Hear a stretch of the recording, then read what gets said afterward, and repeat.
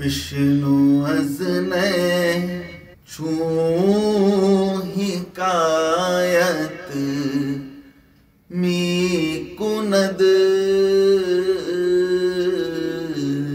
Was जुदाई हा शिकायत मी कुनद। बिस्मिल्लाहिर्रहमानिर्रहीम अल्हम्दुलिल्लाहि रब्बिल आलमीन वस्सलातु वस्सलामु अला सय्यिदिना व मौलाना मुहम्मदिन सय्यिदिल कौनैनि वस्सक़लैनि व अला आलिहि व अस्हाबिहि अजमईन अम्मा बाद। गुज़िश्ता की नशिस्त में हम जिस मौजू पर मौलाना रूम का बयान सुन रहे थे वो अटकल, क़ियास और गुमान, इससे होने वाले नताइज। बहुत कम ऐसा होता है कि इंसान क़ियास और गुमान से अगर कुछ नतीजा अख़ज़ करे तो सही हो, वरना ज़्यादातर ऐसा होता है कि अटकल और क़ियास की बातें हमेशा उल्टी पड़ जाती हैं। इसीलिए आप इस बात पर ज़ोर दे रहे हैं कि अहम मामलात में कभी भी गुमान, क़ियास और अटकल वाली चीज़ों से परहेज़ करना चाहिए। और आप फरमाते हैं कि इस तरह का इक़दाम करने वाला सबसे पहला शख्स इब्लीस था, जिसने वाज़ेह हुक्म के बावजूद एक गलत क़ियास किया था और उसी वजह से गुमराह हो गया। देखिए, क़ियास की अहमियत इस्लाम में है, फ़िक़्ह में भी, उसूल फ़िक़्ह में भी एक हिस्सा है क़ियास, और क़ियास से बाज़ अहकाम भी निकाले जाते हैं। लेकिन क़ियास का दर्जा बहुत नीचे आता है और सबसे ऊपर का दर्जा है नस का। फिर नस में भी नस से सरीह होता है, जो नस कहते हैं कुरान और सुन्नत को। कुरान मजीद और रसूलुल्लाह सल्लल्लाहु अलैहि वसल्लम की सुन्नत में वाज़ेह तौर पर कोई हुक्म जब आ जाए तो वो नस से सरीह कहलाता है। और फिर हुक्म कुरान और हदीस में आया है लेकिन उतना ज़्यादा क्लियर कट नहीं है, तो फिर उसको नस से सरीह से नीचे का दर्जा रखते हैं। फिर उसके अपने दर्जे हैं, मरातिब हैं, लेकिन जो सबसे टॉप लेवल की चीज़ है उसूल फ़िक़्ह में वो है नस से सरीह, वाज़ेह हुक्म आ जाना। अब इब्लीस के साथ क्या हुआ था? अल्लाह ताला ने ख़ुद फरमाया था कि सजदा करो, तो अब उसके पास एक ऐसा नस से सरीह मौजूद था जिसके सामने कुछ भी बोलने की गुंजाइश नहीं थी। उसने नस से सरीह के सामने अपने क़ियास को फ़ौक़ियत दी और इसलिए गुमराह हो गया।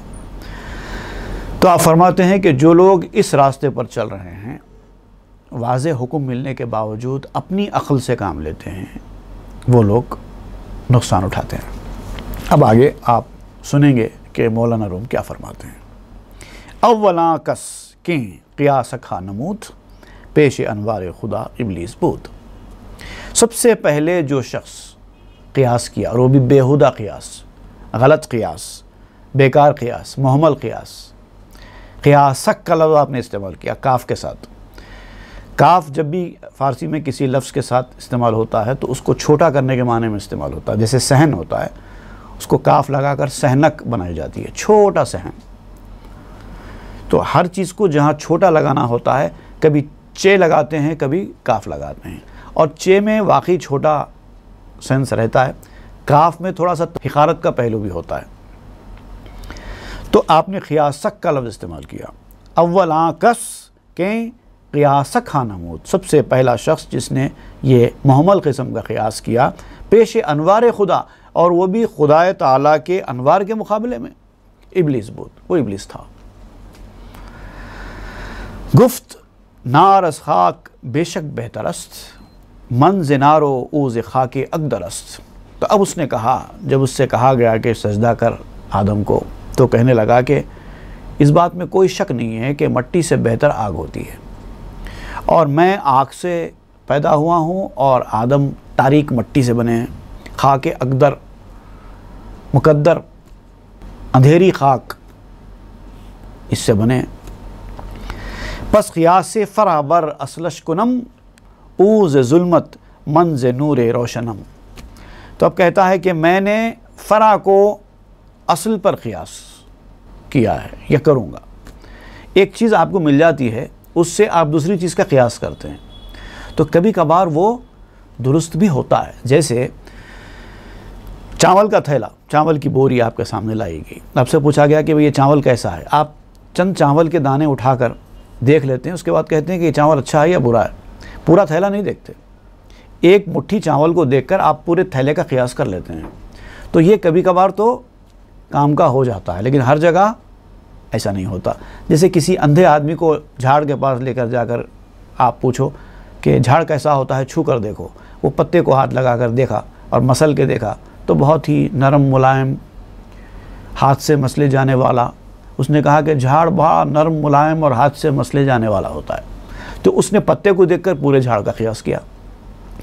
उसके बरखिलाफ़ एक दूसरे आदमी को झाड़ के पास ले जाया गया। उसने झाड़ के तने पर हाथ रखा, स्टेम पर हाथ रखा, उसको हिलाने की कोशिश की, देखा कि बहुत मजबूत होता है, हलता भी नहीं है। मारने की भी कोशिश की, झाड़ को कुछ नहीं हुआ, इसके हाथ को मार लग गई। कहने लगा कि झाड़ बड़ा मजबूत होता है। देखिए, दोनों अपने आप में गलत है, क्योंकि उन्होंने एक चीज़ को हाथ लगाया और पूरे झाड़ पर क़ियास किया। तो एक उसकी फ़रा होती है और एक उसकी असल होती है। तो फ़रा को देखकर असल का क़ियास हमेशा दुरुस्त नहीं होता। तो शैतान ने यही काम किया, फ़रा को देखा और असल का क़ियास किया। आदम अलैहिस्सलाम के ज़ाहिर को देखा, हकीकत को नहीं देखा। मिट्टी और पानी से बने हुए एक बुत को देखा, आदम अलैहिस्सलाम के अंदर वो खिलाफत का जो नूर अल्लाह ताला ने रखा है उसको नहीं देखा। तो फ़रा को देखकर असल का क़ियास करना ज़्यादातर गलत हो जाता है। क्यों?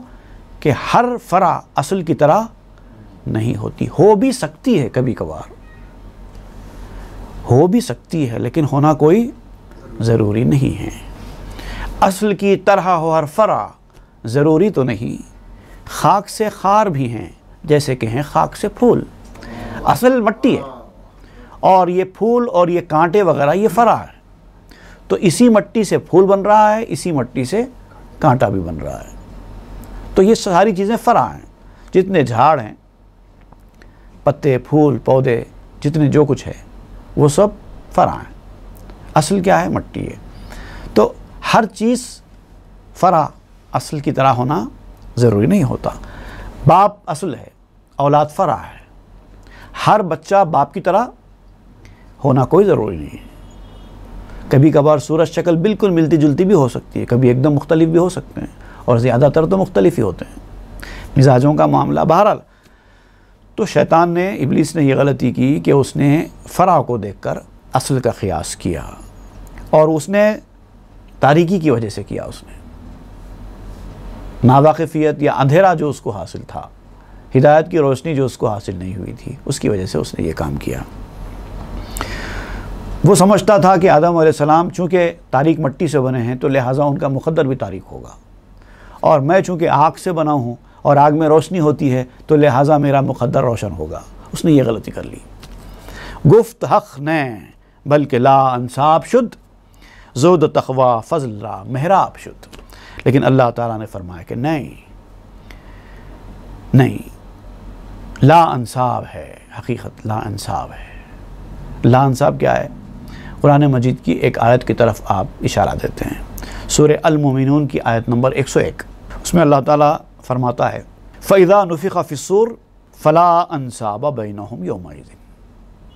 जब सूर फूंक दिया जाएगा तो अब कोई किसी को कुछ निस्बत हासिल नहीं होगी आपस में।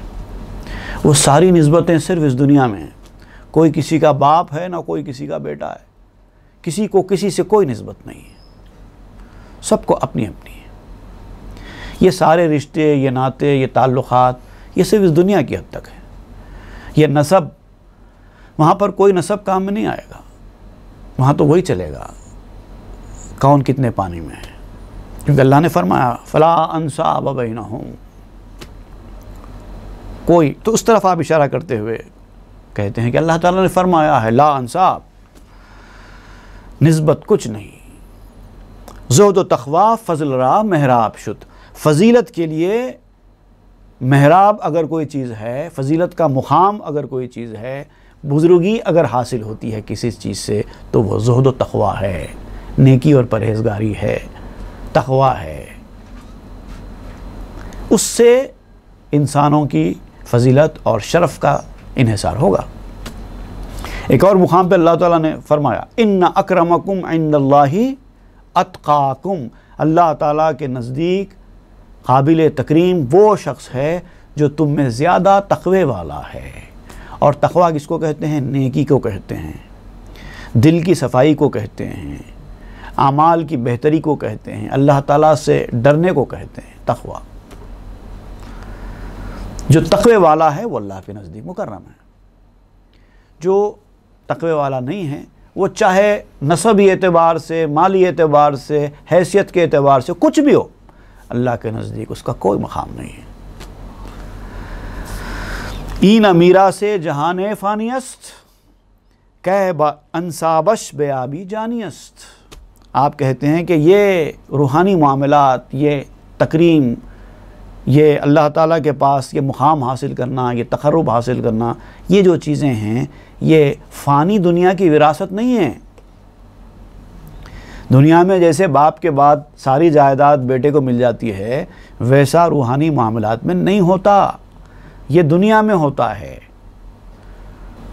के अनसाबश बेआबी, ताकि तू हासिल कर ले बाप की सारी रूहानी ताकत को बेटा होने की हैसियत से, वैसा होने वाला नहीं है। जानियस्त, बल्कि ये तो जान वाली रूहानी चीज़ है, रूहानी विरासत है। और अंबिया कराम के बारे में भी फरमाया गया है, हदीस शरीफ में आया है कि इल्म अंबिया की विरासत है, माल दौलत पैसा नहीं है। वो तो विरासत तो आम इंसानों की होती है, जायदाद, माल दौलत, ये सारी चीज़ें जो विरासत होती हैं, बाप के बाद औलाद को तरके में मिलती हैं, ये दुनिया वालों के लिए है, नबी के लिए नहीं है। नबी की माल दौलत, ज़मीन जायदाद का कोई तरका नहीं होता। उनकी विरासत क्या है? इल्म व फ़ज़ल है। इसीलिए तो उलमा को अंबिया के वारिस कहा जाता है। अल उलमा वरसतुल अंबिया, अंबिया के वारिस होते हैं उलमा। तो वो जो चीज़ है विरासत, वो बातिनी चीज़ है, हार्डवेयर वाली चीज़ नहीं है कि किसी को मिल जाए ऐसे ही हाथ से दें और दूसरा आदमी हाथ से ले ले। बल्कि ई मीरास हाय अंबियास्त वारिसे ई जान हाय अतखियास्त, बल्कि ये तो अंबिया का विरसा है और उसकी वारिस वो जाने हैं, वो शख्सियतें हैं जो तक़वा और परहेज़गारी रखती हैं, इल्म व फ़ज़ल रखती हैं, खुदा का खौफ रखती हैं, शरीयत पे अमल पैरा हैं। पूरे आबू जहल शुद्ध मोमिन आया, पोर कहते हैं बेटे को, पोरे आबू जहल शुद्ध मोमिन आया, पोरे आ नूहे नबी अज़गुम रहा। अब आप मिसाल देते हुए समझाते हैं कि हज़रत अकरमा एक सहाबी रसूल गुज़रे हैं, बहुत बड़े कारनामे हैं उनके, और जंगे यरमूक में शहीद हो गया इस्लाम के लिए लड़ते लड़ते। वो कौन थे हज़रत अकरमा? अबू जहल के बेटे थे, सख्त दुश्मन दीन अबू जहल, उसके बेटे थे। तो आप कहते हैं कि पोरे अबू जहल शुद्ध मोमिन आया, वो अबू जहल के बेटे वाज़ेह तौर पर मोमिन बने, जिनके ईमान में शक नहीं था, ऐसे मोमिन बने, शहीद हुए। पूरे आन नूहे नबी अज़गुम रहा, और नबी नूह अलैहिस्सलाम का बेटा अपने बाप के रास्ते से हट गया, गुमराह में दाखिल हो गया, तूफ़ान नूह में गर्क हो गया। ये भी दुनिया से गया, वो भी दुनिया से गए, अबू जहल के बेटे अकरमा भी दुनिया से गए, नूह अलैहिस्सलाम का बेटा कनान भी दुनिया से गया। ये तूफ़ान नूह में गर्क होकर अल्लाह ताला की बारगाह में मरदूद हो गया। अल्लाह ताला ने उसको नूह अलैहिस्सलाम की औलाद से ही खारिज कर दिया, इन्नहु लैसा मिन अहलिक। जब नूह अलैहिस्सलाम ने अल्लाह ताला से दुआ की, परवरदिगार ये मेरा बेटा है, अल्लाह ताला ने नूह अलैहिस्सलाम के इस दरख्वास्त को कबूल नहीं फरमाया। फरमाया नहीं, तुम्हारे बेटे से तुम्हारे बेटे होने से हमने उसको खारिज कर दिया है। अब तुम्हारे बेटे होने की जो निस्बत है ना, उससे जो फैज़ हासिल होना है, अब वो नहीं होगा, क्योंकि हमने खारिज कर दिया उसको, नसब से ही निकाल दिया। और इधर क्या हुआ? अकरमा रज़ियल्लाहु ताला अन्हु आप शहीद हुए और जन्नत के मुस्तहिक़ बन गए।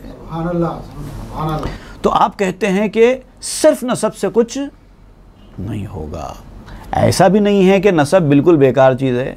अगर नसब बिल्कुल बेकार चीज़ होती तो अल्लाह ताला नूह अलैहिस्सलाम के बेटे को नसब से खारिज नहीं करता। खारिज करने का मतलब यह है कि उनको नसब के फैज़ान से महरूम करना था, इसीलिए खारिज किया। अगर नसब का फैज़ान ही ना होता तो खारिज करने की ज़रूरत ही क्या पड़ती।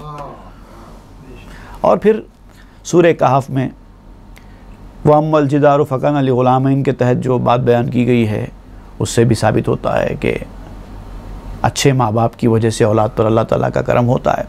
फिर सूरह तूर में एक आयत है, वल्लज़ीना आमनू वत्तबअतहुम ज़ुर्रिय्यतुहुम बिईमानिन अलहक़ना बिहिम ज़ुर्रिय्यतहुम। इस आयत से भी साबित होता है कि अल्लाह के नेक बंदों की औलाद पर उनके बाप दादा, उनके आबा और अजदाद की वजह से उन पर करम होता है। तो नसब की अहमियत है, इसमें कोई शक नहीं। नसब की अहमियत का इनकार करना भी जहालत है, लेकिन नसब ही से सब कुछ मिल जाएगा, ये बात गलत है। अगर कोई ऐसा बावर कराता है तो वो जाहिल और झूठा है। ज़ादे खाकी मुनव्वर शुच्चुमाह ज़ादे आतिश तुई ए रूसिया। इधर आदम अलैहिस्सलाम का मामला यह हुआ कि पैदा तो हुए थे मट्टी से, लेकिन उनकी मट्टी चांद की तरह मुनव्वर हो गई। ऐसी रोशनी आ गई कि उनकी मट्टी चांद की तरह मुनव्वर हो गई। ज़ादे आतिश तुई, और तू आग से पैदा होने वाले ए रूसिया, तू रूसिया है, तेरा मुंह काला है, तूने अपना मुंह काला कर लिया। ई खियासा तो तहर्री रोज़े अब्र या बेशब मर क़िबलरा कर दस्त जबर। आप कहते हैं कि क़ियास की भी बाज़ वक्त अहमियत होती है, तहर्री की भी बाज़ वक्त अहमियत होती है, लेकिन उसकी अपनी शराइत हैं। अगर नस मौजूद नहीं है, अगर नस से सरीह या नस से किनाया या जितनी भी नस की अक़साम हैं उसमें से कुछ भी मौजूद नहीं है, फिर उसके बाद इजमा भी मौजूद नहीं है, इस तरह से दर्जा ब दर्जा उसूल फ़िक़्ह में वो दर्जे ऊपर के मुकम्मल होने के बाद, उसके बाद जब क़ियास का नंबर आता है वहाँ पर क़ियास मुतबर होगा। तो आप यहाँ पर वो बयान करते हैं कि ये जो क़ियास है, लगाना है, ये अटकल है, ये सारी की सारी एक ज़रूरत के तहत होने वाली चीज़ है। जब वैसी ज़रूरत पेश आए तभी क़ियास किया जाएगा। जैसे कि तहर्री, तहर्री किसको कहते हैं? तहर्री कहते हैं आप किसी ऐसे मुकाम पर चले गए, रात का वक्त है या फिर दिन का वक्त है, अबर है, सूरज का कोई पता नहीं चल रहा है कि सूरज किधर है, मशरिक़ की तरफ है, मगरिब की तरफ है, आपको कोई डायरेक्शन में नहीं पता चल रहा है, नमाज का वक्त हो गया। अब आपको कोई वहाँ बताने वाला भी नहीं है कि क़िबला किधर है, और आपके पास क़िबला नुमा भी साथ नहीं है, कोई ऐसा ज़ाहिरी सबब नहीं है जिससे आपको पता चले कि क़िबला कहाँ है। अब आपने एक क़ियास कर लिया, एक अटकल, क़िबला इधर होगा, आपने उधर मुँह करके नमाज़ पढ़ ली, और वो आपकी नमाज पढ़ लेने के बाद पता चला आपको कि क़िबला इधर नहीं इधर था, तो अब आपको नमाज दोहराने की ज़रूरत नहीं है। तहर्री इसको कहते हैं, अटकल पर क़िबले को जानना। तो अब वाज़ेह चीज़ें मौजूद नहीं होने की वजह से चूँकि आपने ये तहर्री की थी, इसलिए आपकी तहर्री मोतबर है। अब आप कहते हैं कि ये अटकल और क़ियास अब्र के दिन है। ई क़ियासा तो तहर्री रोज़े अब्र, अगर अब्र है, अगर रात है, तब ये क़ियास और तहर्री होगा। या बेशब, या फिर रात के वक्त, मर क़िबला रा कर दस्त जबर, रात का वक्त होगा तो भी ये क़ियास आपका मोतबर होगा। लैक बा खुर्शीद व काबा पेश रू, अगर दिन में सूरज निकला हुआ है तो आपको डायरेक्शन पता चल रहा है, मशरिक़ किधर है, मगरिब किधर है, तो आपका क़ियास, आपकी तहर्री काबिल क़बूल नहीं है। काबा पेश रू, और अगर काबतुल्लाह ही सामने है तो फिर तो अब तो कोई गुंजाइश ही नहीं है ना।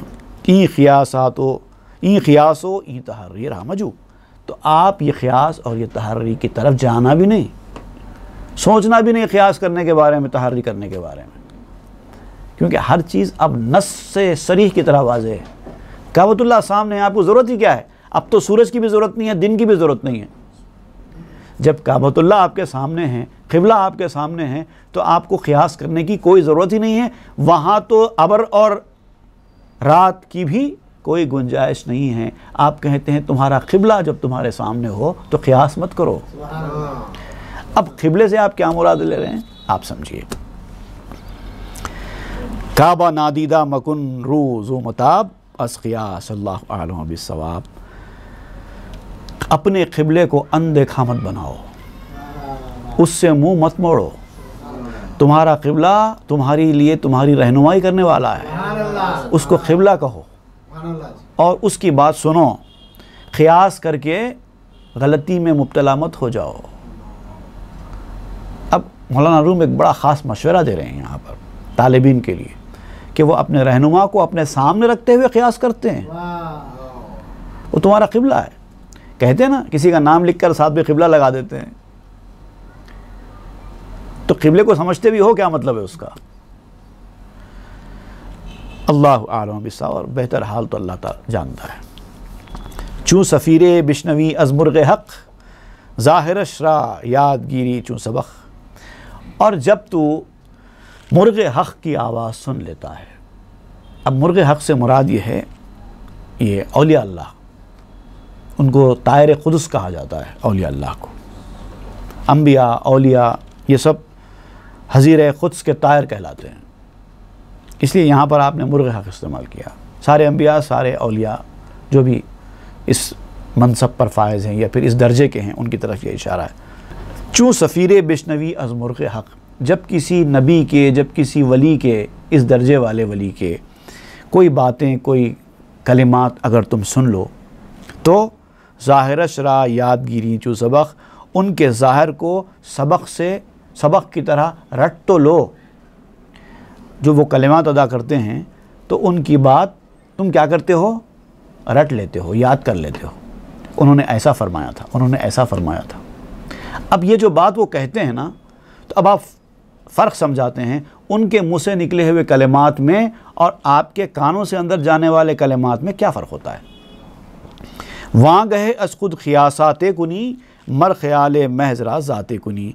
फिर तुम क्या करते हो, बुज़ुर्गों की सुनी हुई बातों को अपने कान के ज़रिए अंदर उतारते हो, फिर उसके अंदर अपनी जानिब से क़ियासात करने लगते हो।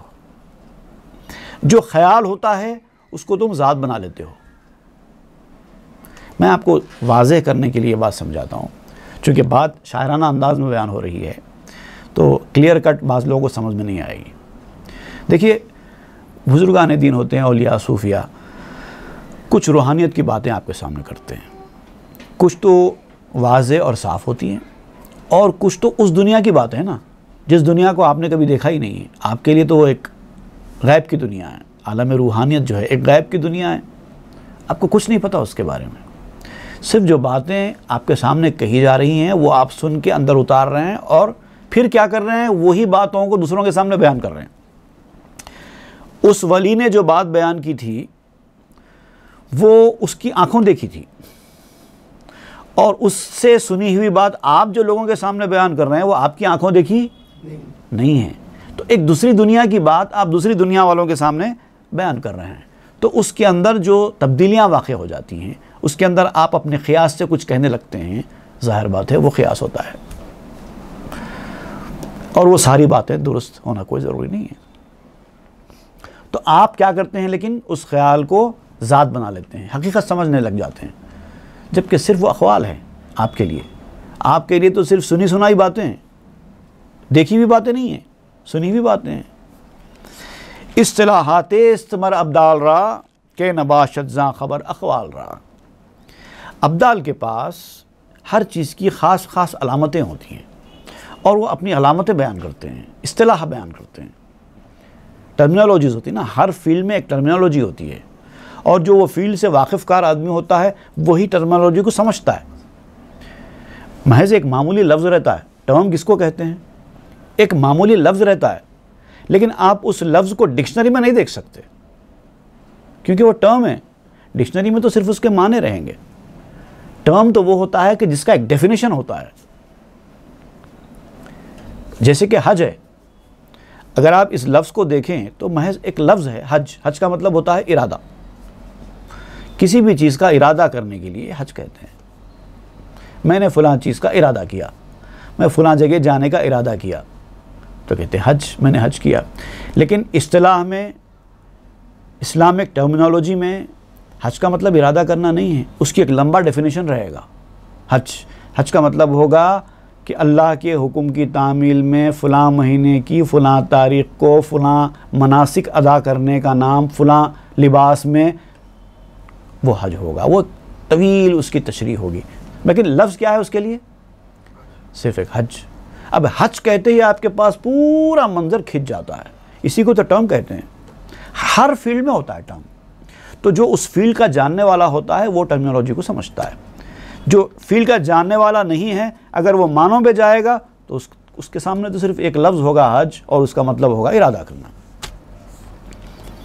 तो आप कहते हैं कि अब्दाल के पास भी औलिया कराम के ताल्लुक़ से रूहानी मामलात के हवाले से कुछ इस्तिलाहें होती हैं और वो इस्तिलाहें बयान करता है, लेकिन सुनने वाला उसको इस्तिलाहात का पता नहीं होता, वो उन इस्तिलाहात को भी अल्फाज समझता है।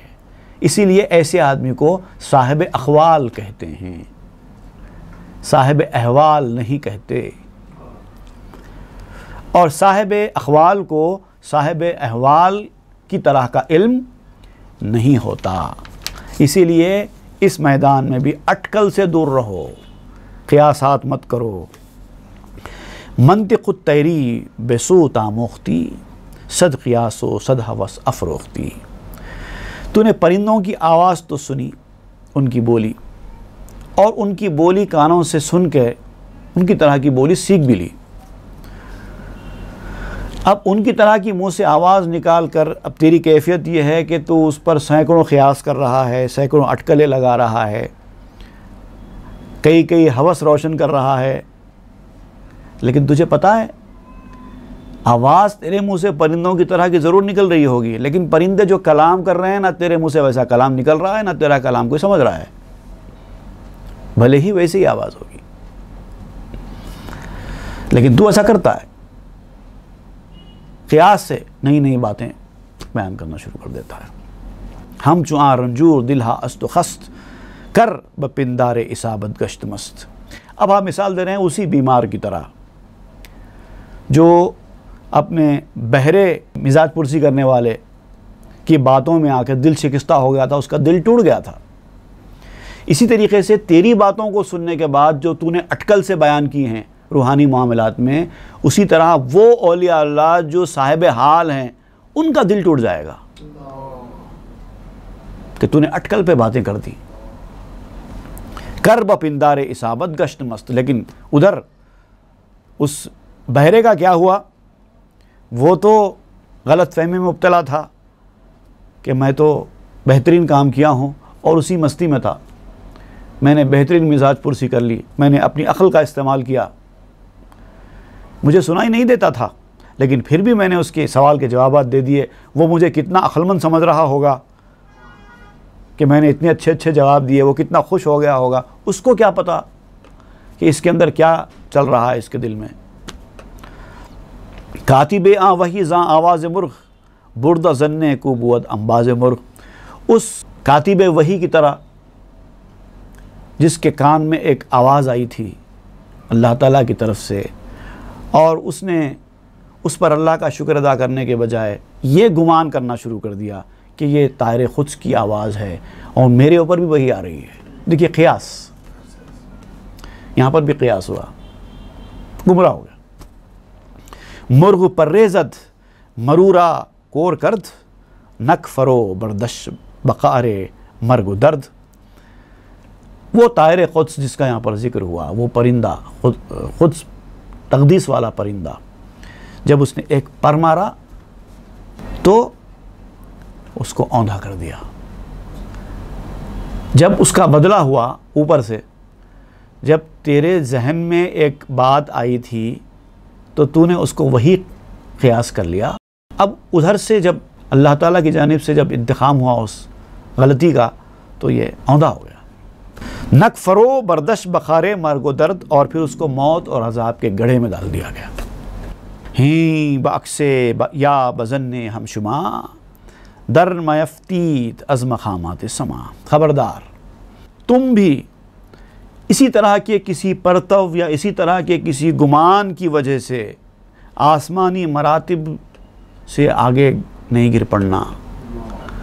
अगर कोई ऐसी चीज़ तुमको पता चल भी जाए तो अटकल और गुमान से अपने साहिब दर्जा होने का गुमान करके धोखा नहीं खा जाना, वरना तुम आसमान से नीचे गिर जाओगे।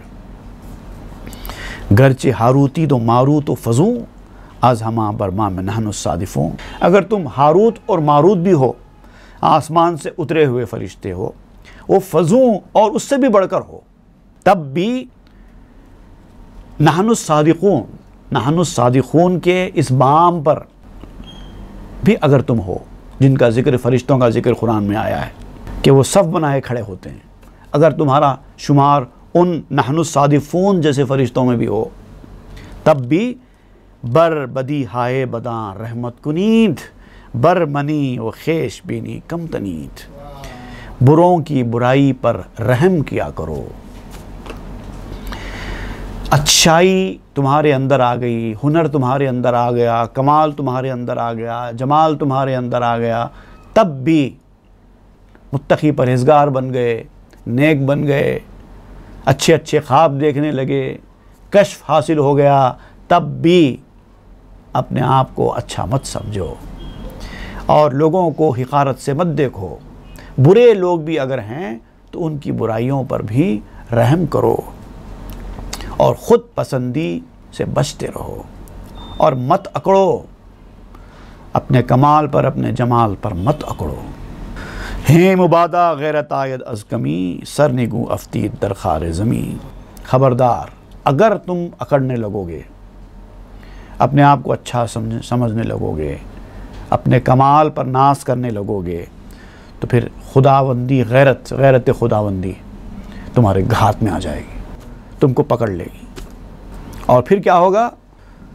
तबाही बर्बादी के दलदल में, ज़मीन के गहरे गड्ढे में गिर जाओ। हर दो गुफ्तन ए खुदा फरमा तो रास्त, बे अमाने तो अमाने खुद कुजास्त।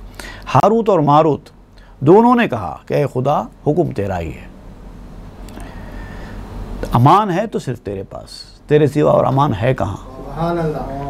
वो इस कदर मजबूत ईमान वाले फरिश्ते थे कि जब वो आसमान से ज़मीन पर उतारे जा रहे थे तो उन्होंने अल्लाह ताला की हम्द सना की थी, तू अमान देगा तो हमको अमान मिलेगी, तेरे ही हुक्म से है जो कुछ है। ऐसे मजबूत लोग थे। लेकिन ई हमी गुफ्तंद दिलशामी तपीद, बद कुजा आयत ज़मान अमल अबीद। वो तो यहाँ तक कह रहे थे कि हमारा दिल बेचैन है ये जानने के लिए कि फरिश्ते ज़मीन पर जाकर बुराई में मुर्तकिब कैसे हो सकते हैं। हम जैसे बेहतरीन बंदे हैं तेरे, तूने हमको नूर की मखलूक बनाया है और वो मादा गलतियों का, गुनाहों का हमारे अंदर रखा ही नहीं है, फिर हमसे गलती कैसे हो सकती है। तू हमको ये बताने के लिए ज़मीन पर भेज रहा है ना कि जाओ ज़मीन पर जाओ, पता चलेगा तुमसे गलती होती या नहीं होती।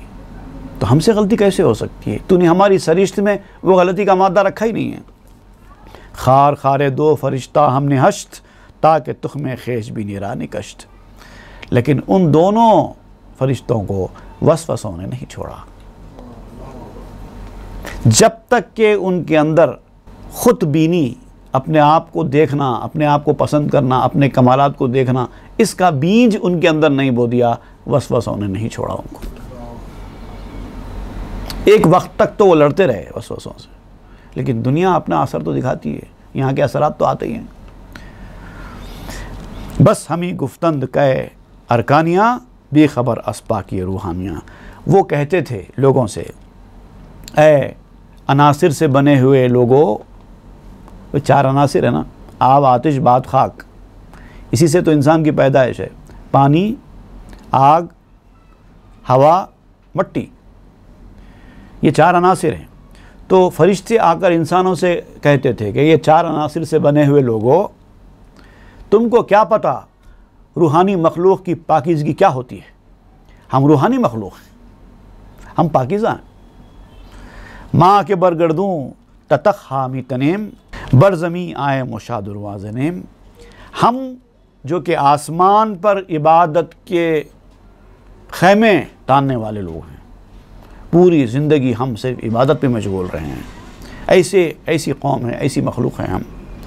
और हम जब ज़मीन पर आएंगे, हमको इंसान की शक्ल बना देकर जब ज़मीन पर भेजा जाएगा तो क्या होगा कि हम तो कारनामों के डेरे लगा देंगे ज़मीन पर।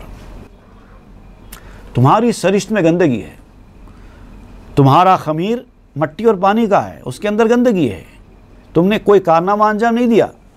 लेकिन जब हम आएंगे इंसान की शक्ल में, क्योंकि हम तो पाकीज़ा मखलूक हैं, कारनामे करेंगे ज़मीन पे आकर, अल्लाह के नाम का बोलवाला करेंगे, गुनाहों से लोगों को दूर कर देंगे, ऐसा कर देंगे, वैसा कर देंगे। फरिश्ते कहने लगे, हर दो शाह गुफ्तन तुम्हारा बाक नीस्त के सरिश्ते माँ से आबो खाक नीस्त। और इन दोनों ने कहा कि हमको कोई परवाह नहीं है कि हम गुनाहों में मुब्तला हो सकते हैं, इसका हमको कोई चांस नहीं है, इसीलिए हमको डरने की ज़रूरत नहीं है। ज़मीन पर जाकर जैसे तुम लोग डरते हो, कहाँ हमसे कोई गलती हो जाए, कहीं हमसे ये ख़ता सरज़द ना हो जाए, तुम लोग इस तरह से डर डर के जीते हो, फूंक फूंक कर चलना ज़िंदगी के रस्तों पर, हर कदम नया होगा अहमद इम्तिहान अपना, इस तरह से तुम ज़िंदगी गुजारते हो। हमारा वो मामला नहीं होगा ना, क्योंकि हमारा खमीर तो पाक है, इसलिए हमको कोई परवाह नहीं है।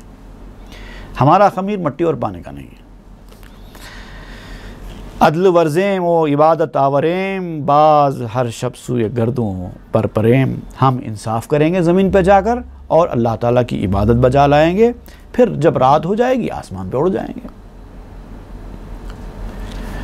ता शवे उजूब दौरे ज़मा ता नहे मंदर ज़मी अमनो अमा। यहाँ तक कि हम ज़माने के लिए अनोखे बन जाएंगे, यूनिक मखलूक में हमारा शुमार होगा। क्या क्या कारनामे किए इन्होंने। हमारे आने के बाद ज़मीन पर हर तरफ अमन व अमान कायम हो जाएगा। आँख यहाँ से हाल गर्दों बरज़मी रास्त नायत फ़र्क दारत दर कमी। इन्होंने भी वही गलती की, आसमान के हाल को ज़मीन के हाल पर क़यास किया। वो आसमान की मखलूक है, उन्होंने आसमान के हाल को ज़मीन के हाल पर क़यास किया। अब आप मौलाना यहाँ फरमाते हैं कि आसमान की जो दुनिया है वो बहुत बड़ी दुनिया है ज़मीन की दुनिया के मुकाबले में।